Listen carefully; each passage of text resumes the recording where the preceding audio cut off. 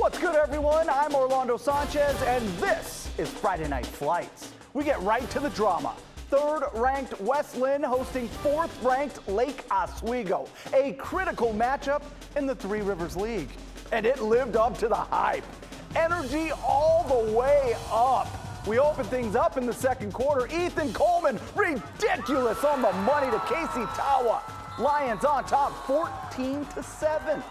But here comes the Lakers.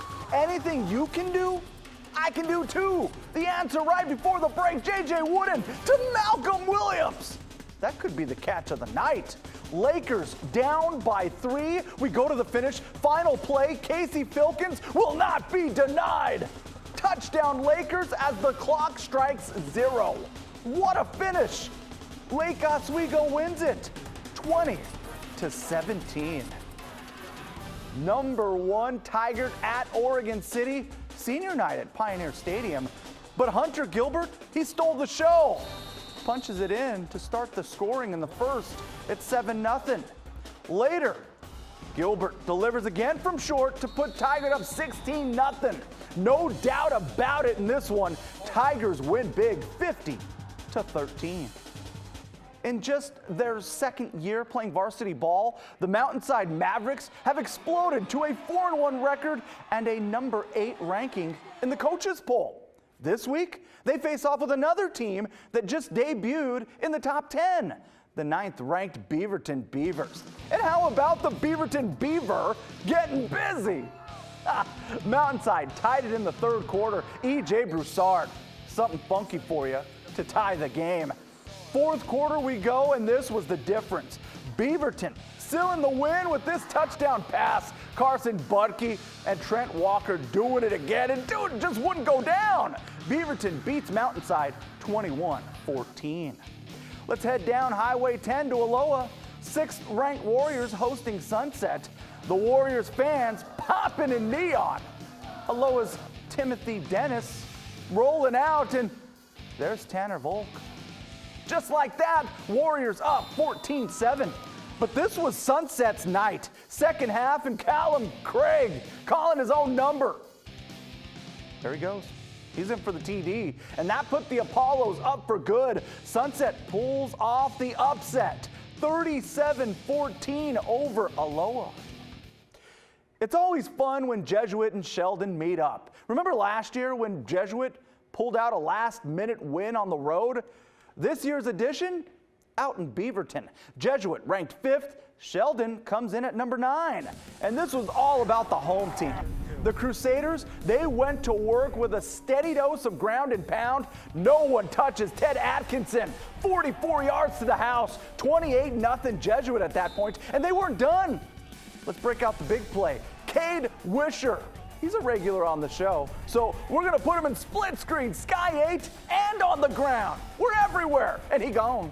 60-yard touchdown. Takes out that pylon, too. Jesuit crushes Sheldon, 41-17. Second-ranked Tualatin visiting Westview, and the Timberwolves feasting. Kainoa Sayer hitting the hole, and nobody touches him. Tualatin wins big, 42-14.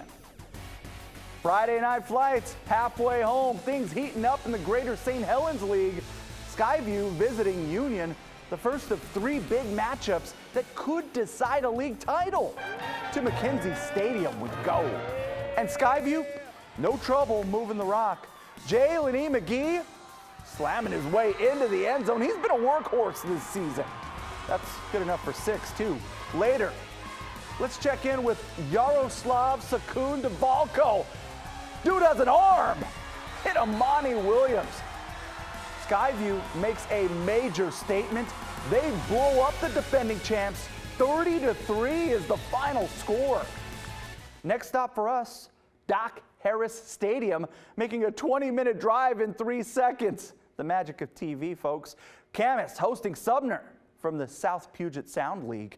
Big props to the Papermakers band. Getting funky.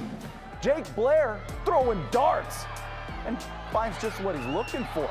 Charlie bumped 30 yards on that play. They made that look so easy. But that wasn't the night's biggest play.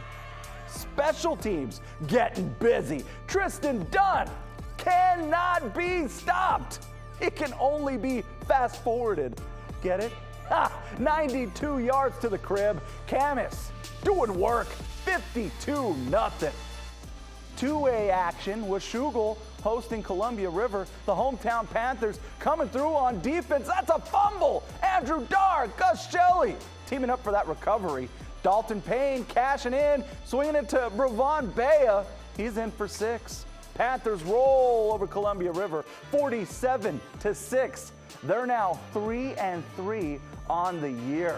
Let's make a stop in Beaverton. Valley Catholic hosting Banks. Valley Catholic getting on the board. Trey Eberhardt making 2 guys miss at once. But that was their only highlight of the night. This was all about Banks. They win big, 62-6. All right, let's talk college football. The 13th ranked Ducks joining Friday Night Flights at home hosting Colorado. Let's head south down I-5 to Autzen Stadium, a little Pac-12 after dark. And the Ducks, they showed out. Justin Herbert, he extended the nation's touchdown streak to 34 consecutive games. Running back C.J. Verdell, he rushed for 171 yards. But don't get it twisted. The defense was the story and a nightmare for the Buffaloes. The Ducks forced 4 turnovers. They were all interceptions. They hold their 5th straight opponent to single-digit scoring. It was all Oregon. Final count, 45-3. The Ducks are riding a 5-game win streak. They haven't won that many games in a row since 2015.